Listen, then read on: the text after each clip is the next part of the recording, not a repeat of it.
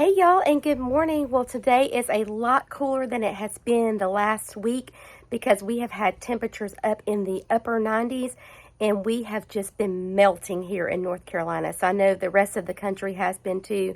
So I'm so excited today. We have an overcast day. We may get some more rain today, but right now the rain is holding off. And I wanted to show you guys the plants that I picked up at Creekside Nursery. So you remember the video that I just showed where we got to go and meet Jenny and Jerry at Creekside Nursery in Dallas, North Carolina. Well, I did get some plants while I was there, of course. So I want to show you all of these plants, and they're all deer resistant, which is really good for me because the deer have been super hungry this year. So let me show you all of these beautiful plants from Creekside Nursery. Okay, so this is my little collection of plants that I picked up over at Creekside Nursery, and I made sure to get ones that were all going to be deer resistant because we definitely need that here in my garden. So the first one is the Drops of Jupiter. This is an ornamental oregano, and it gets about 24 inches tall, and it has these really pretty purple flowers on it. It kind of smells like an oregano, so when the deer go to taste it or brush up against it, they'll definitely get that scent from them, and it's not that pleasant for the deer. And then this was a new one for this year. This is the Totally Stoked Riptides, and this one gets 24 to 26 inches tall, and it has these really pretty purple blossoms. It actually just finished with its first flush of blooms, but I wanted to show you guys what it looks like after it finishes blooming. They still really have these really pretty seed heads on them that you can leave on, or you can just go ahead and cut those off. So I went ahead and cut those off, but they're super pretty, and I love the texture because it's like this soft purple color, kind of looks like a ripply around the leaves. So that one's going to be really pretty. And then over here we have our tallest one, which gets up to 3 foot tall, and this is the Meant to Be Queen Nectarine. And this one is also deer resistant, and it has a really pretty kind of like a peachy apricot color bloom on it. This one has gotten so tall, and we had so much wind before the rain that it's kind of broken off there, so I'll have to clean that one up. But you can see how tall this one gets. So this one's the tallest one of the bunch, but I think this one is really super pretty, and it also attracts lots of your pollinators because of the shape of these blooms. They really like those blooms there. So I'm excited to get these put into the garden today, and hopefully we'll have a little less heat than we've had the last couple of days. Okay, so we're going to plant these plants back here in our backyard on our new little berm area. So I'm hoping, since they're supposed to be deer resistant, that the deer will not plow them down. So we'll just have to keep a really good eye on them. So let me show you guys where we're going to be working at today. Okay, so this is our bunny barn and our new little kitchen garden. And so everything is doing so gorgeous over here. So if you have not seen my AI design garden bed, this is what it is looking like now. So you could go back and watch that video. Super fun little way to design a garden bed for yourself is to ask AI to design one for you. So that was mine there. But over here is where we have our little berm area. So last year, this was a really tall area of dirt. And when our tree guys were in, they took down the trees and all the little scrubby bushes through here, and they kind of smoothed it down for us. And then I just came in with cardboard and pine straw and just kind of layered that on top. So this is the area we're going to be working in. The backdrop of this is we have 4 of the El Nino chatalpas. So you can see right here, we have a little line of them. That's our first one. And then we have 3 more going around that way. Also wanted you guys to hear the cicadas and the frogs. Because we got that rain yesterday, they are so loud. They usually don't sound like this until nighttime. So it's so crazy. I don't know if you guys have those where you live at, but they are so loud this time of year. So I want to add this one here, the Queen Nectarine. I think that's going to be more of a background plant because it is so tall, and then we'll have the smaller ones more in the front. But we only have these 3 to work with, so I'm going to get these set out, and then we're going to try to figure out where we want them to be.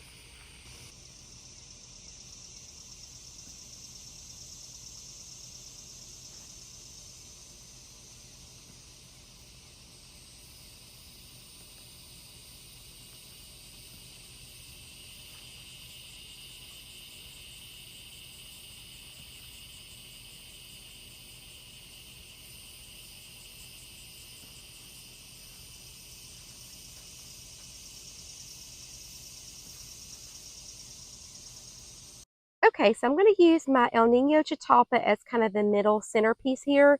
So I know it looks very short right now, but it's supposed to get like 10 to 15 foot tall. So you can imagine it going up there. And then we have the drops of Jupiter oregano, and that is about its full height that it's going to get. And it needs about 36 inches around. And then the Totally Stoked Riptide, we're going to put that here on the front. But I think those purples along with the pink of the Chitapa will be really pretty. And then we'll have the peachy color of our Queen Nectarine over there. And she's really tall right now compared to the little El Nino and the little cedar there. So anyway, so this is where we're going to kind of get started. And I do have a couple little weeds that I need to clean up as well. So I'm going to be using the 7-inch Power Planter Auger, and it's got the heavy duty tip on it, along with a 60-volt DeWalt drill.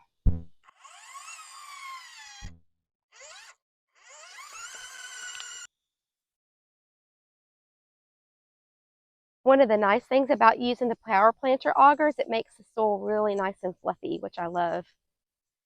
And these plants all want well-draining soil, so it'll be nice with them being here on this berm. They'll kind of like drain down, and hopefully they won't sit in too much water.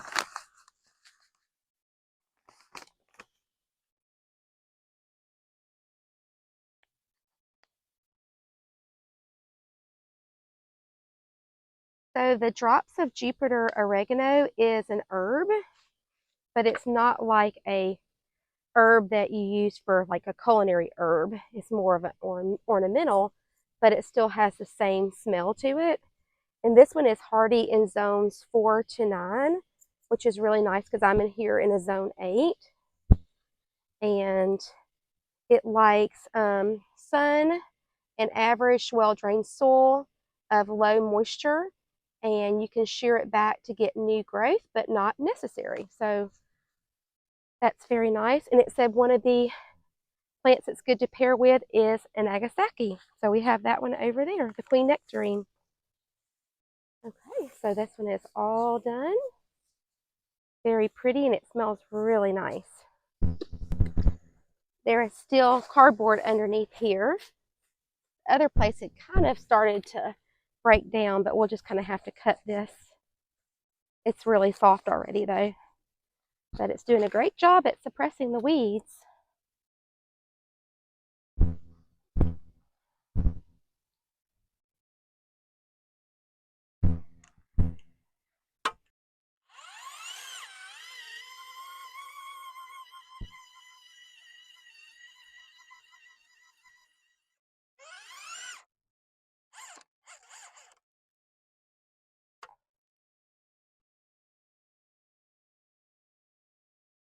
I'm just kind of coming in here and making sure there's not any roots that need to be broken up.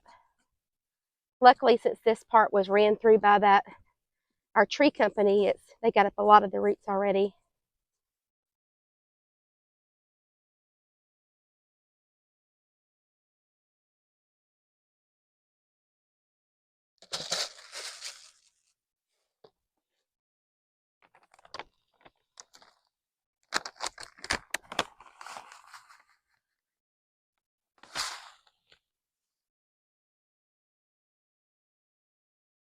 So this is Totally Stoked Riptide.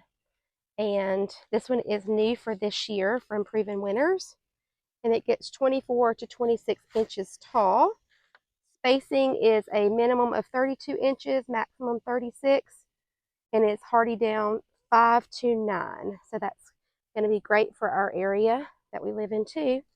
I'm actually going to put a little dirt in here because it kind of got my little hole too deep. This one said it doesn't like to sit in water during the winter. So I want to kind of plant it up a little bit higher because, you know, guys, we kind of stay wet around here. And I forgot to put my gloves back on. I'm so bad at that. This one has a really pretty purple flower. Make sure I put my tag here so I can remember the name of it. And it also likes the full sun. So pretty.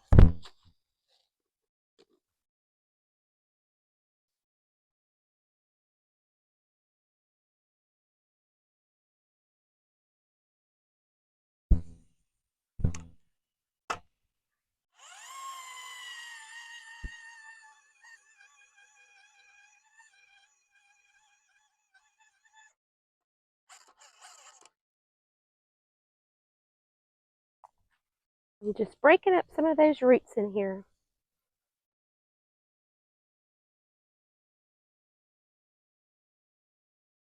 Okay, so this is the meant to be queen nectarine. It also needs full sun, and it gets 30 to 36 inches tall.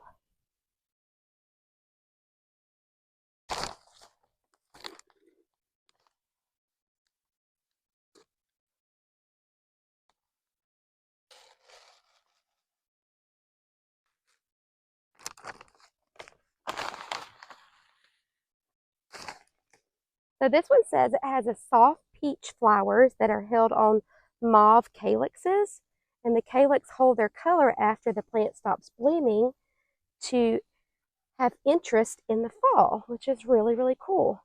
They're heat and drought tolerant and performs best in the full sun with good drainage. So this one kind of emphasized the good drainage part, so I did plant it up high. So hopefully that'll be good, and it's kind of here on this berm, very sandy soil as well. So we'll have to keep an eye on it, see how it does to make sure it doesn't get too much water on it. Okay, so that's meant to be Queen Nectarine.